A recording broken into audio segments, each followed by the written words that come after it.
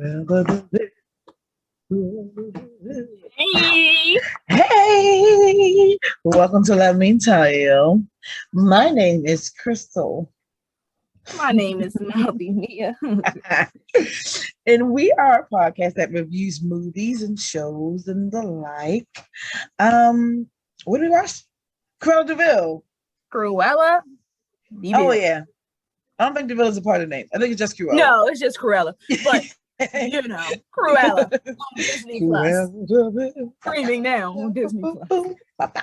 Streaming now on Disney Plus for an extra damn fee. No, really though. Let's start this. Let Me Tell You is a part of the Loud and Wrong Podcast Network. You can find us on Facebook, Instagram, and YouTube. You can also listen to us wherever you find podcasts. 101 Dalmatian. Glenn Close plays Cruella, as I was saying. She's like the baddest bitch. She's evil, like genuinely evil, not a good guy. And that's what I'm saying. Yeah. But Emma Stone, when she flipped that switch, I needed her. That's what I'm saying. I agree. But do I blame that on Emma Stone or the writing of the movie? I would put that on Emma Stone because sometimes you gotta push that shit. Sometimes you gotta push it as an actor. The reason I don't put it on Emma, again, spoiler alert, we're about to start spoiling the movie. They didn't have her kill the dogs. Where in the first she didn't need to this one. And this one she didn't need to. How is she gonna be evil without doing like the actual killing the dog? Because because in this time frame in her life, she wasn't always at killing dog level evil. So how is she supposed to be evil at all then? But once she already kidnapped the dogs, right? And she was already trying to be a bad bitch, okay, to the Baroness. She needed to some of that evilness she needed to step up.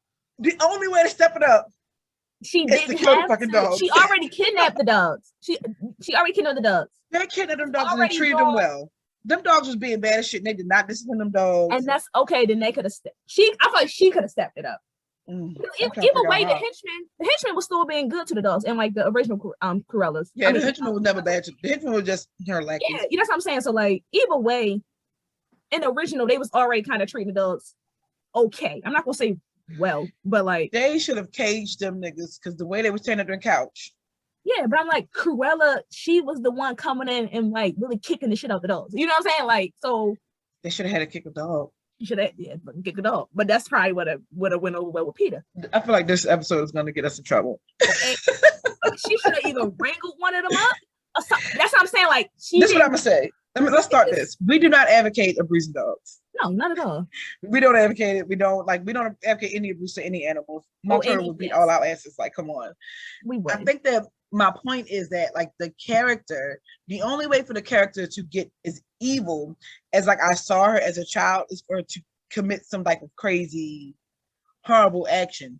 She could have been driving crazy. You remember that scene in the cartoon scene when she was driving like a fucking maniac? She did that in the movie. She was not driving like a maniac. She didn't know how to like drive. somebody that needed to get to their job on time. She wasn't. She wasn't driving like honk maniac. You felt it. You know what I'm saying? Yeah. And the animated version, especially, they had her like spinning the shit out. I'm telling you, bro. Like that's how I feel like in some pieces, and it could be both producing it and also her. I feel like pushing the role.